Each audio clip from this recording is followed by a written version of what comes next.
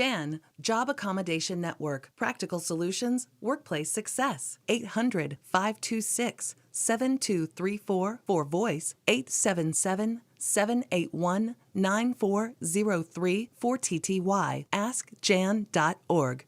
Performance Management Issues. Abigail and her supervisor, Mike, are meeting in Mike's private office. Abigail is sitting across a desk from Mike as they discuss Abigail's performance plan. Abigail seems content and is smiling until she learns her evaluation is not going so well. At this point, she begins to have a distressed look on her face. Abigail, as you know, it's that time of year when we do performance reviews. Yes, I know. Well, let me get right to the point. Your attendance is, quite frankly, just not acceptable.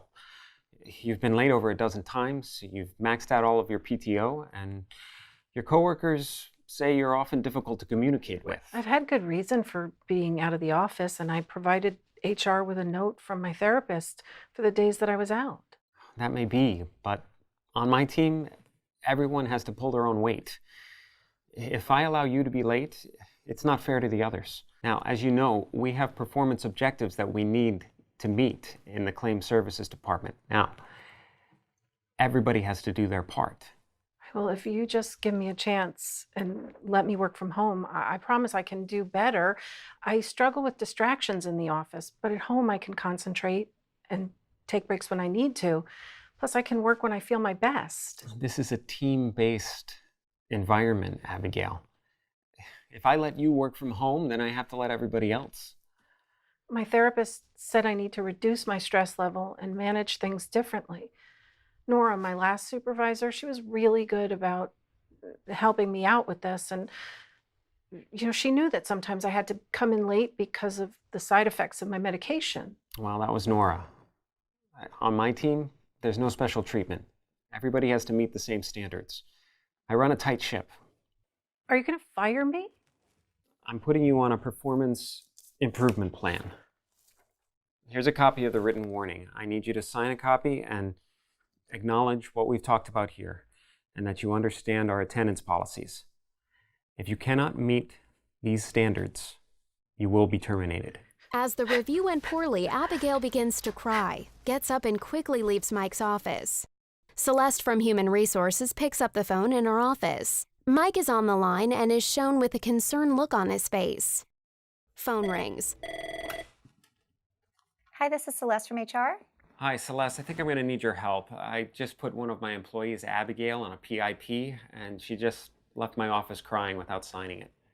Abigail Simpson? Yeah, I hired her about 6 months ago from Nora Wallace's team, and it's just not working out. I think somebody passed on their problem child to me. I just pulled up Abigail's employment history with us, Mike, and she got solid reviews during the 5 years she worked for Nora. Well, on my team, she's chronically late. She's used up all her PTO, and when she is here, she's uncommunicative. She's barely meeting the minimum requirements.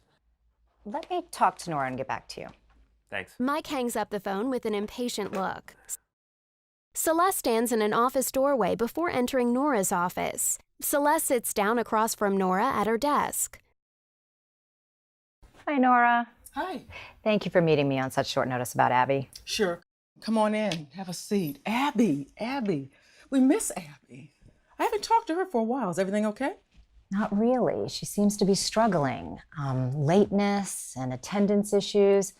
Did she have any trouble getting to work when she was on your team? Not once we worked out the telework system. Abby is a good worker, period. But she has health issues that she has to manage and she needs flexibility.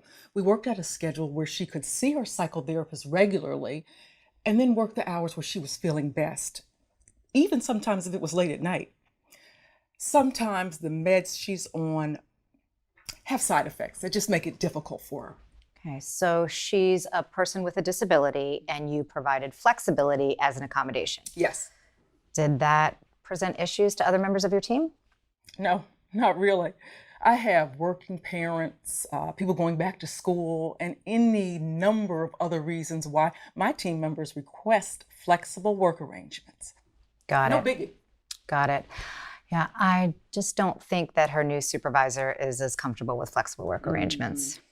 Thank you, Nora. You're welcome. Celeste is seated next to Mike at conference table with papers in front of them. Mike, before Abigail joins us, I just wanted to go over what we discussed, okay? Okay, sure. Abigail is a person with a disability.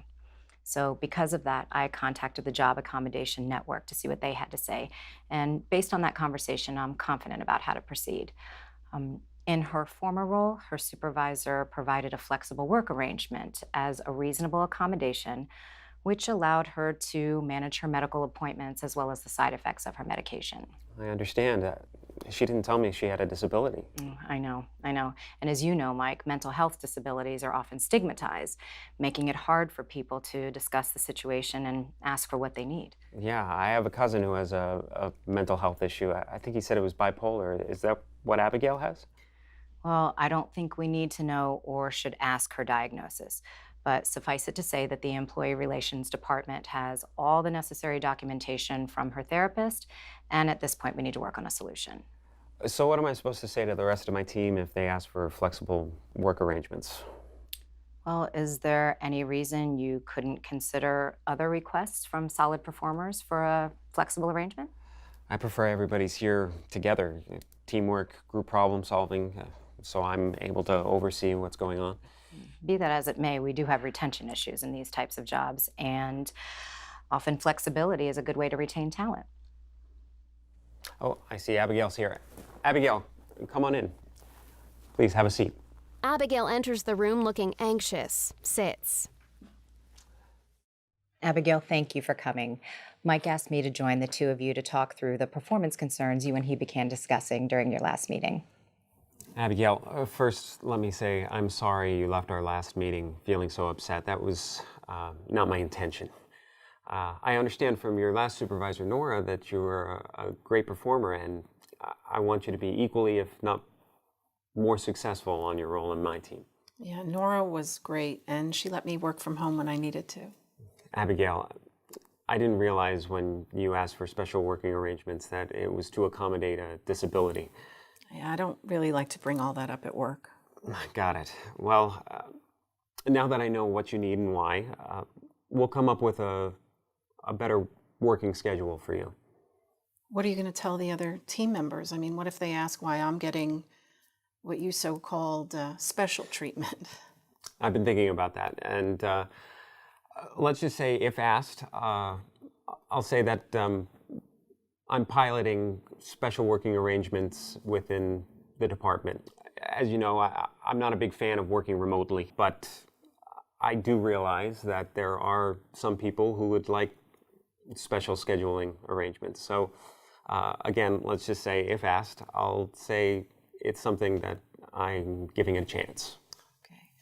Well, you'll see. If you give me a chance to manage my life and my work and, let me succeed at my job, I promise I won't let you down. It's good to see you smile, Abigail. Let's keep the lines of communication open, and I know I can be a little rough around the edges, but I do care about my people, and I want you to be able to take care of yourself. Thanks, Mike. How about we talk over what might work, a plan that we can try out, and I want to know what you'll need in terms of working from home and how we can make that work. I'll put something together for us to talk through, and thanks so much, Mike, for being flexible and accepting a flexible work schedule from home on an as-needed basis. And by the way, Abigail, Mike and I discussed it, and we're going to set aside the performance improvement plan for the time being. Consider this a reset. And the three of us will get back together in about a month and see how the new plan is working. And in the meantime, if either of you need anything, you know where to find me. This video was developed and produced by the Job Accommodation Network, JAN. JAN is a service of the Office of Disability Employment Policy, U.S. Department of Labor, grant number OD 23442-1275454. This video does not necessarily reflect the views or policies of the Office of Disability Employment Policy, nor does mention of trade names, commercial products, or organizations imply endorsement by the U.S. Department of Labor. Special thanks to DebDaggettDiversity.com, DeValk Associates Incorporated, and DisabilityInclusion.com for their valuable contributions to the production of this video.